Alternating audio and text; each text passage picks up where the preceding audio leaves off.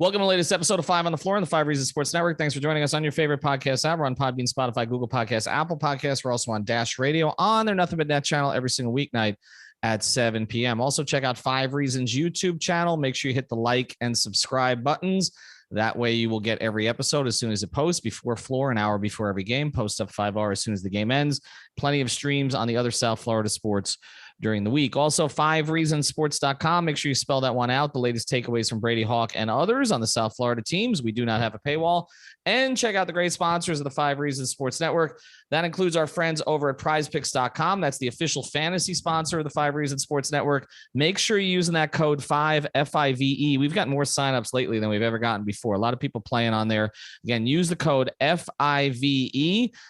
That way, if you deposit $100, they'll give you $100 to play with. If you deposit $20, they'll give you $20 to play with. Whatever it is, you do not have to play it all at once, and you don't have to just play it on the NBA. You can play it with NBA and other sports, or just play other sports, play players from different teams, all kinds of stuff you can do at prizepicks.com. Use the code 5, F-I-V-E. Just download the app today, play around with it, decide if you want to deposit, but make sure you're using that code F-I-V-E. And now, tonight's episode. Down the Biscayne. Yeah, 5 on the floor, ride for my dogs. Where here's the thing, you can check the score.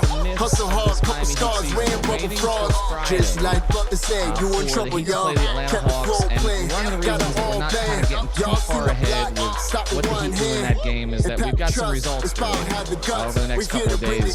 Boston, Milwaukee, Philadelphia. The likelihood is that game is still going to have meaning to the Miami Heat. They're probably going to need to win one of their last two to secure the number 1 seed. We know they play Orlando in the last game. You would think that would be easy, and it should be, but the Magic are playing a little bit better lately, and obviously you would prefer to go into that game where you could rest people instead of having to play to get the seed. So we're not going to look forward as much as we're going to look back tonight, and we're going to go through 5 myths of this season. Alex and I really haven't prepared this in advance, but we're going to rotate. I'm going to come up with one. Alex is going to come up with one, then me. I'm going to start with this one here.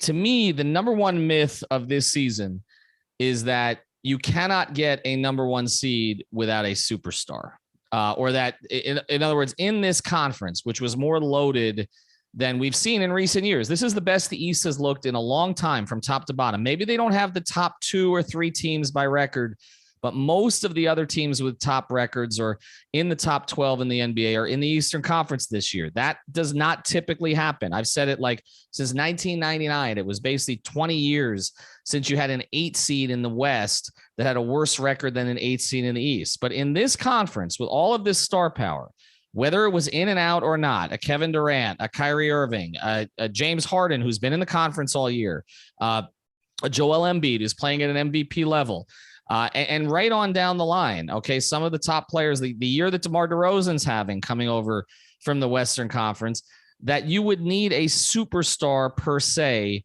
to win the conference. The Miami Heat have a lot of very good players. I would argue they have at least one top 15 player. I think from a two-way perspective, you can argue sometimes they have 2. They've got the 6th man of the year, no matter what John Hollinger says about it. And they've got a point guard who's going to the Hall of Fame, but they don't have a superstar in his prime. And I think there are not a whole lot of teams in recent memory where the number 1 seed doesn't have that. There have been some. You can argue Indiana's teams with Paul George. He wasn't really a superstar at that time, or Danny Granger. Utah, Donovan Mitchell, is he a superstar? He's kind of on the fringe. But typically it's your Durant's, it's your LeBron's, it's that type of guy, your Giannis's, your Kawhi's. The Heat don't have one. They got to number 1 anyway. Alex, I'm going to let you go here with number 2. What is the myth that the Heat have debunked this year? So before we get to my myth, and by the way, it's true, none of this was prepared at all, but I did come up with one, so don't even worry about that. I'm not stalling. But when you were talking there, I thought of one comparison that we haven't brought up, and we compared this Heat team to a lot of different ones in the past, but specifically to what you're talking about there. Do you remember the 2015 Atlanta Hawks? The ones that had, I think, all 5 of them like be named player of the week or something like that? Well, they had 4 all-stars, and actually the only one who wasn't an all-star was DeMar Carroll, who might have been their best player the second half of the season. When he went out, I covered that series. When he went out against LeBron, that series was over. The reason we haven't talked about that, Alex, It's a little disrespectful to this Heat team, I think. Heat fans don't want to hear that. That team got swept out of the conference finals. So conference finals.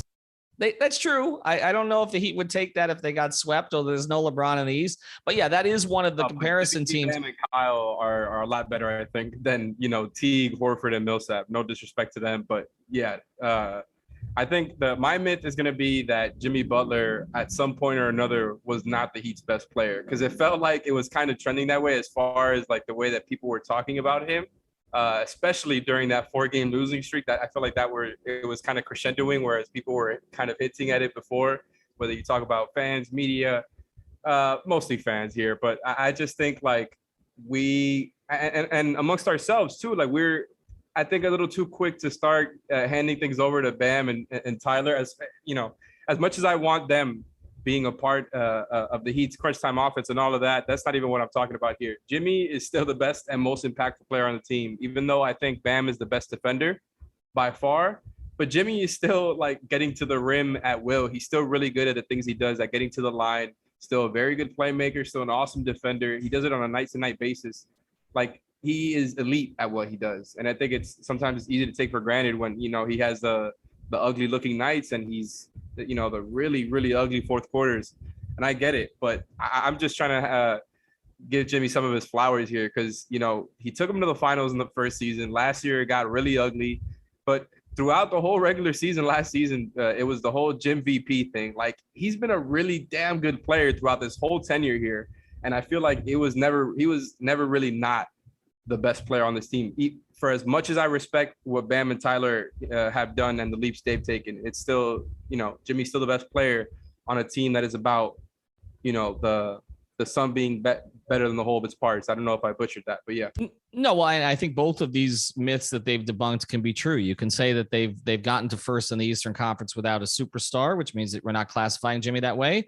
And at the same time, we can say that Jimmy Butler is still their best player. I think some of the narrative on Jimmy not being their best player was hope, because you kind of know what Jimmy is, right? We weren't expecting a fall off from Jimmy. So the hope was, I think, particularly with Bam, that he would ascend so much offensively that there would be no question that he's the best player. Whereas I think we now say, well, Bam is the best defensive player on this team, although Jimmy's pretty damn close. But Jimmy is still the engine that makes them go. He's still the heartbeat of the team offensively, even if he's had some of the late game struggles. And it is close. It is close. But I think the fact is that Jimmy Butler is he's still the core piece. I think there is a transition that's going on here, and maybe Jimmy was resisting that. Declined. Right. And so that's part of it. All right. So we got three more we got to get to here. Before we do, I want to tell you about another sponsor of the 5 Reasons Sports Network here. We tell you about our local sponsors here all the time. Want to tell you about another one here as well. And that is CPT of South Florida. CPT of South Florida. This is our IT sponsor. They specialize in cloud hosts and phone systems and managed IT. If you own a small or medium business, you're looking to save money on your monthly phone and internet costs, give our guy TJ a call right now. He's been helping South Florida businesses save thousands per month. He can do the same for you. With a cloud phone system, you can work from anywhere on any device. Free in-person consultation. Just mention 5 Reasons. Give TJ a call at 954-966-2766. That's 954-966-2766. Or CPT, that's CPT-Florida.com. And he's got a promotion, 25% off cloud phone service, including free phones and the first 2 months of service free. That's 25% off cloud phone service, including free phones and the first 2 months of service free. Just mention 5 Reasons. Again, it's 954-966-2766. All right, for number 3 here, I'm going to go with the most obvious one. I could save this for last, but it's this, and we bought into this myth, so we're partially responsible for this one. The Heat have a depth issue. That was a legitimate concern, at least of mine, before the season. And Alex, I think if we look back at it, Gabe Vincent, Max Strus, I know Brady and I identified Caleb Martin in the first open scrimmage as, wow, that guy's going to be in the back end of the rotation somewhere. But, I mean, let's be honest, okay? If you looked at their veterans coming into this year, there was legitimate concern beyond the starting lineup. You thought you would have Markieff. You kind of knew what Dedmon can do, although you wanted to see it over a full season. You were bringing Herro off the bench. But beyond those 3, we were talking Strus, We were talking Martin. We were talking Vincent. We were talking, Yurt. We didn't know if you get minutes from Yurt at some point this season. And then we didn't know when Oladipo was coming back. So there was serious concern that they did not, to use Eric Spoelstra's words, to butcher them, they did not have enough. And now we're in a position where they have literally 12 playable playoff players. I'm not including Yurt or Haslam or Highsmith. Okay. But they have 12 playable playoff players. And their problem is they have too many guys. So that was a myth actually that we helped perpetuate, or at least I did. And I just want to say that myth was incorrect, right? We can say that now. Oh yeah, no doubt. I think it's been that way the whole season. I think the only time that the depth was ever in question was when kind of everybody was looking bad at the same time throughout that 4-game streak, where it's like, okay, when Tyler isn't on the bench, is the bench not great? But it kind of just went back to normal, right? I think the whole vibe of the team was off throughout that time. Not that was all to it. There was obviously basketball reasons and other reasons, of course, but I just think in general, the depth is kind of solidified, right? Even if a lot of these guys' minutes get cut, right? They're not playing the same role, the same amount that they've been playing all season. Some of these guys might not be playing at all, even though they've kind of earned a spot. I think they're kind of they prepared themselves for that. I think they know that that's coming, and they just kind of got to take advantage of whatever they've been given. And I think that's kind of what happened with Max. He got hot all of a sudden.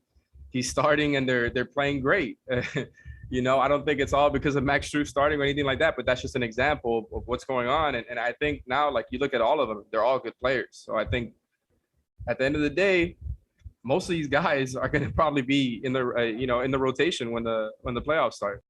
All right. Number 4, what do you got? So this one was hard.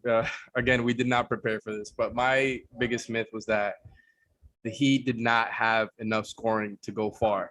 And I think this is more about like a preseason thing where it was kind of more of the consensus nationally that the Heat were kind of like a middling Eastern Conference team. And I was a little bit resentful because I just felt that people didn't really get that, what Lowry brings to a team, Bam and Tyler getting another year of growth, adding guys to the team that are just a lot better than the guys they had last season in general. I just think people underrated this team from the get-go. And look, they haven't been some world smashing offense, but for the first half of the season, and I think a little bit more than that, they were a top 10 team in offensive rating, and their half-court offense has been in the top half, even if it's more towards the middle, which is fine. But it is still a concern going into the playoffs, and I get it when you're comparing it to the best teams in the league because that's what they consider themselves. But the Heat have been a damn good scoring team, and when you look at it, the Heat don't just rely on one play like they did for most of the past couple of seasons to generate a lot of their offense. You can go to Jimmy going towards the line, as we know. You can go towards the Bam handoff, but they're not even relying on that so much anymore. They do it with Max now. They do it with Kyle now. They do it with Tyler. It's not just about getting dunked and open. And I think all those guys that I just mentioned have their own different packages of how they can get the ball and get into their spots. I think they've all kind of figured out where their spots are in this offense, how to get it in rhythm, how to keep the ball moving. It feels like everybody's kind of hitting their stride at the right time. And so I just think people underrated the amount of weapons this team actually has from the start, and they've kind of proven it. Well, that's fair. And that's going to lead into my last one here because I was deciding between the two. Before we do, though, I want to tell you about one more sponsor. It's our premium CBD brand that we promote. It's therapistpreferred.com. Make sure you're using that code 5RSN. You get the tincture, the gummies, the sports cream at 25% off if you use the code at therapistpreferred.com. This is for recovery. It's for sleep. They taste great. The gummies do. I don't know about the tincture. You just got to put that in, whatever you got. But you will not fail a drug test or anything along those lines. This is just good stuff. Therapistpreferred.com. Use the code 5RSN. That's the number 5RSN. You get 25% off and give it a shot. All right. Here, I had 2 to choose from my final one. So I'll throw you the bonus one right here, and then I'll get to what I think is the single biggest myth of this season. To me, the bonus one is that Eric Spoelstra can't win big without LeBron James.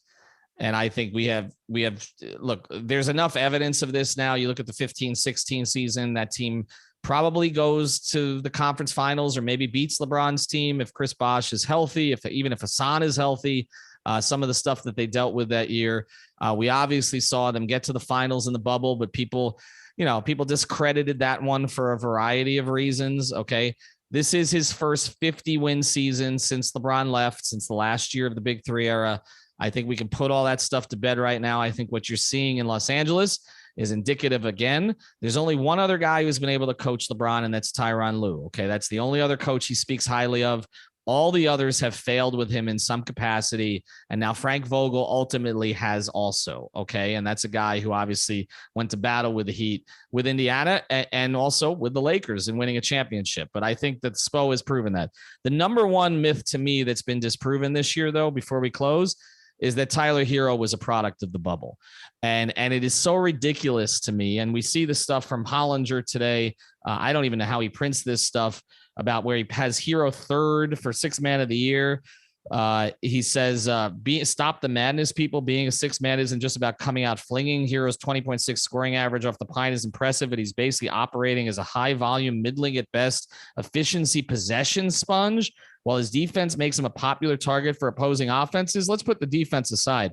Tyler Herro is having one of the most efficient scoring seasons for a sixth man of the year candidate that we've seen.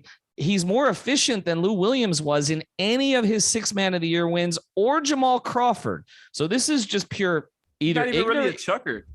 It's ridiculous. It's either ignorance or hatred. I don't know what it is. Okay. And Hollinger, who has been to games, I saw him in Philadelphia covering there. He should know better. That's all I'll say about that.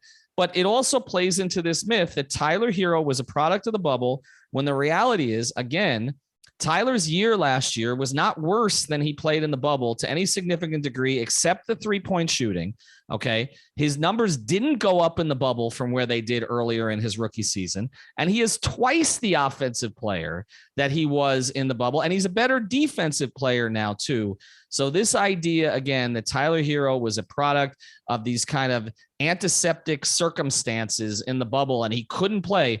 The one thing when I asked Tyler about the playoffs, when I was up in Chicago, said the thing he's looking forward to is playing road games in front of opposing fans.